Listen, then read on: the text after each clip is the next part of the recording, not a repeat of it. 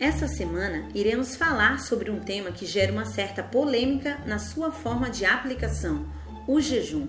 Mas não se preocupe, pois iremos esclarecer dentro da palavra qual é o verdadeiro jejum que o Senhor espera de nós. Então se prepare que o vídeo já vai começar. Antes de começar, não se esqueça de deixar o seu like. E se você não é inscrito e quer se inscrever, é bem fácil. É só clicar no botão inscrever-se e ativar o sininho. Assim você sempre será avisado quando tiver vídeo novo aqui no canal. O dicionário nos diz que o jejum é a abstinência de alimentos voluntária ou forçada por determinado tempo. Isso nos mostra que o jejum é a abstinência de algo e dentro do nosso âmbito espiritual, o alimento que nós devemos abstermos é o pecado. Vejamos o que está escrito em 1 Tessalonicenses 5, 22 ao 23.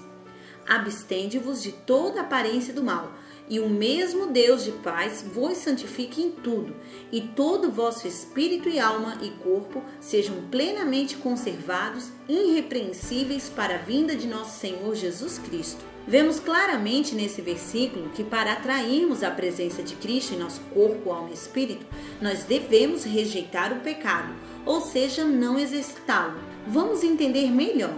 Todos os dias nós nos alimentamos de vários tipos de alimentos.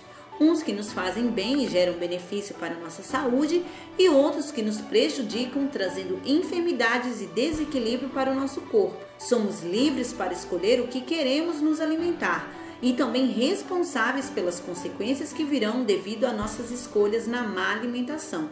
Isso também acontece no mundo espiritual, pois a nossa mente se alimenta das coisas que escutamos, falamos, lemos, assistimos, conversamos, agimos e pensamos. E o consumo destes alimentos é de nossa livre escolha.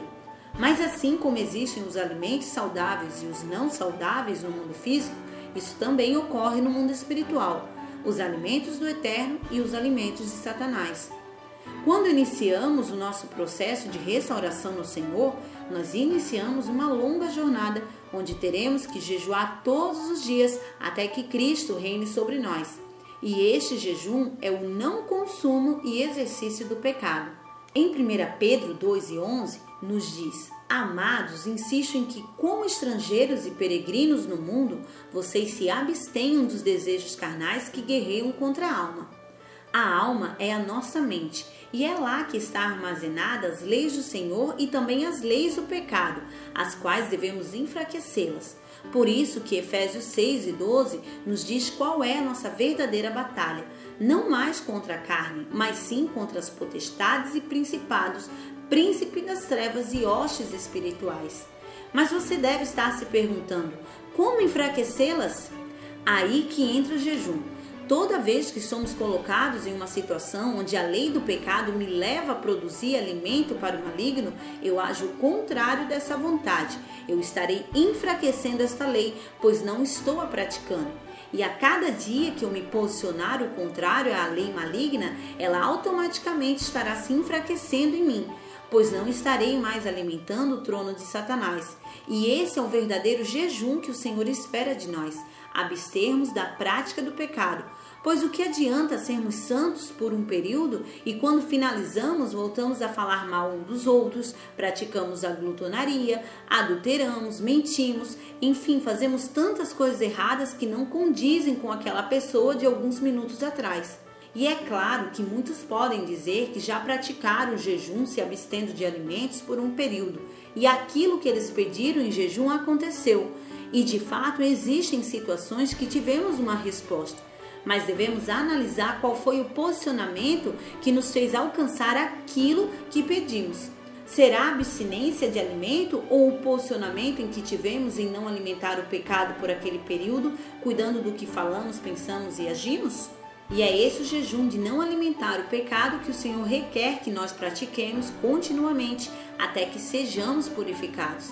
Vale lembrar que existem versículos que falam sobre o sacrifício de tolo, como Eclesiastes 5:1, e também a exortação para aqueles que destroem o templo do Senhor, como está escrito em 1 Coríntios 3:16 ao 17.